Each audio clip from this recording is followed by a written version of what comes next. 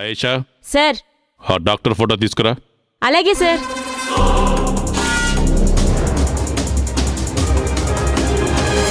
Sir తీసుకోండి.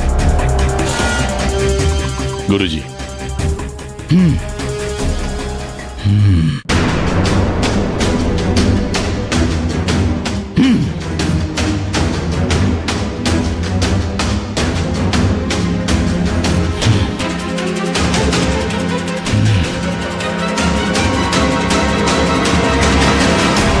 ఈ doctor ఫోటోకి మంట అంటించు.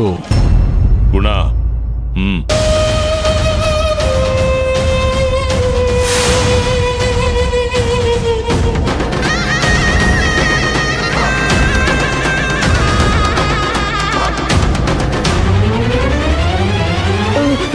గురుజీ, మంటలు మంటలు మంటలు మంటలు. అయ్యో గురుజీ, గురుజీ, గురుజీ, గురుజీ, మంటలు గురుజీ. అయ్యో మంటలు మంటలు. గురుజీ, గురుజీ, నీళ్లు తీసుకురా. గురుజీ. అయ్యో గురుజీ, మంటలు. అమ్మా గురుజీ, గురుజీ, గురుజీ, మంటలు. అయ్యో గురుజీ, తీసుకోండి గురుజీ, మంటలు. గురుజీ.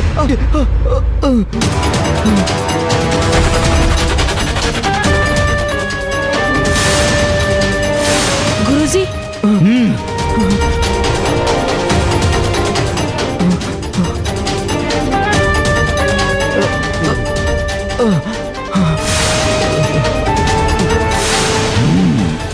గుణ రా.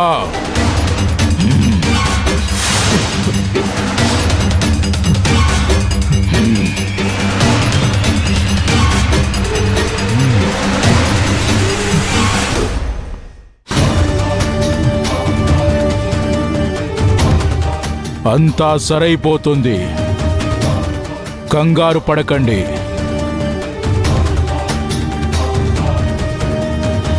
కానీ ఆ డాక్టర్ సామాన్యురాలు కాదు. మాయలు, మంత్రాలు బాగా తెలిసినట్టున్నాయి. దీని సంగతి నేను చూసుకుంటాను. అలాగే గురూజీ. ఈ బొమ్మను తీసుకెళ్ళి నేను చెప్పిన ప్లేస్లో తగలబెట్టండి. అలాగే బాస్.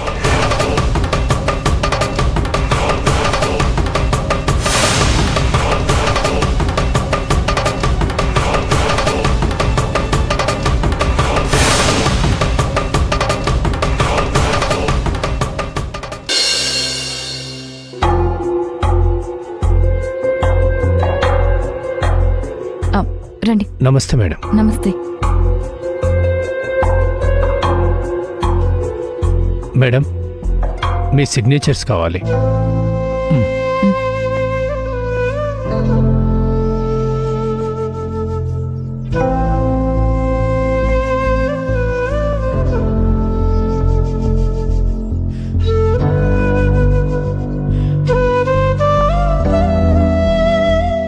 మేడం, పాప గురించి ఏమైనా ఇన్ఫర్మేషన్ దొరికిందా?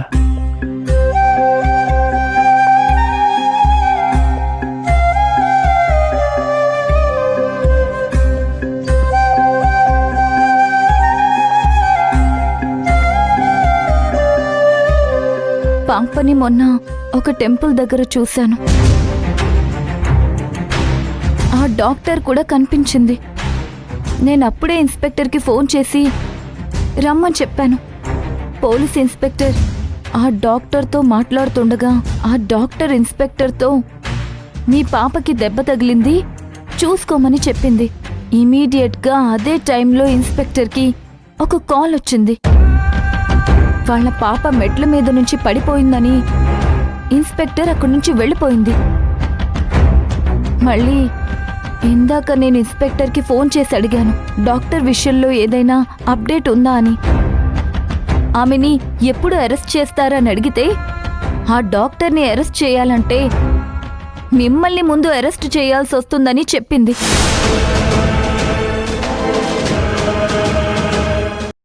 దత్తత ఇవ్వడం చట్ట ప్రకారం నేరం అని చెప్పింది. అంటే నేను పాపని అప్పజెప్పిన పద్ధతి తప్పంటుంది. డాక్టర్ చెప్పింది పోలీసులు ఎలా నమ్ముతారు?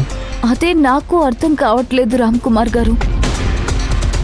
డాక్టర్ కెనడాలో ఉంది.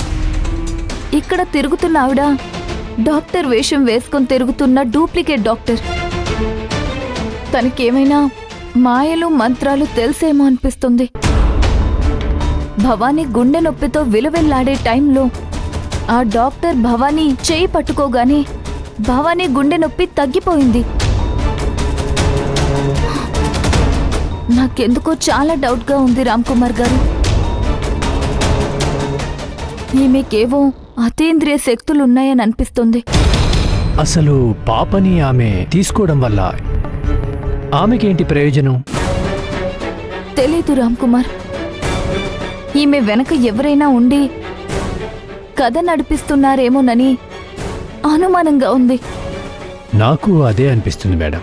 రావణ్కి డాక్టర్కి ఏదో కనెక్షన్ ఉండే ఉంటుంది. ఎందుకంటే ఇలాంటి పనులు చేసేది రావణే.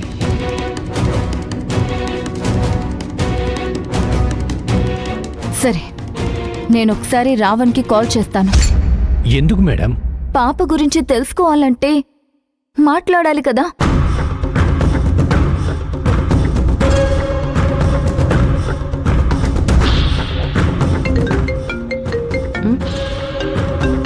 సార్, శివగామి గారి ఫోన్. సరే, నేను మాట్లాడుతున్నా, వెళ్ళు. హలో. ఏం కావాలి నీకు? నా కూతుర్ని ఎందుకు నీ దగ్గర పెట్టుకున్నావు? నీ కూతురు నా దగ్గర ఉందని ఎవరు చెప్పారు నీకు? చూడు రావణ్, ఆ డాక్టర్కి నీకు డైరెక్ట్ కనెక్షన్ ఉందని నాకు తెలుసు. నువ్వే చాలాసార్లు నా కూతుర్ని కిడ్నాప్ చేయడానికి ప్రయత్నం చేశావు. భవానీని నీ కంట్రోల్లోకి తీసుకోవాలని ప్రయత్నం చేశావు. కానీ అవేవీ నీకు సాధ్యం కాలేదు. అందుకే ఈ డాక్టర్ని అడ్డం పెట్టుకొని భవానీని నీ దగ్గర పెట్టుకొని ఆట ఆడుతున్నావు. చెప్పు, నీకేం కావాలి? ఎందుకు నా కూతుర్ని కిడ్నాప్ చేశావు? అసలే పరమ చిరాగ్గా ఉన్నాను. ఆ డాక్టర్ గురించి మాత్రం మాట్లాడుకో. నాకు కోపం నశాలానికి అంటుకుంటుంది. ఆ డాక్టరే నన్ను మోసం చేసింది. నీ కూతురు ఆ డాక్టర్ దగ్గర ఉందని తెలిసి ₹1,00,00,000 ఇచ్చి నీ కూతుర్ని తీసుకుందామని అనుకున్నాను. ₹1,00,00,000 పంపించాను. చివరికి డబ్బులు తీసుకుని పాపని ఇవ్వకుండా నాటకం ఆడింది. ఆ డాక్టర్ని నేను ఊరికే వదిలిపెట్టను.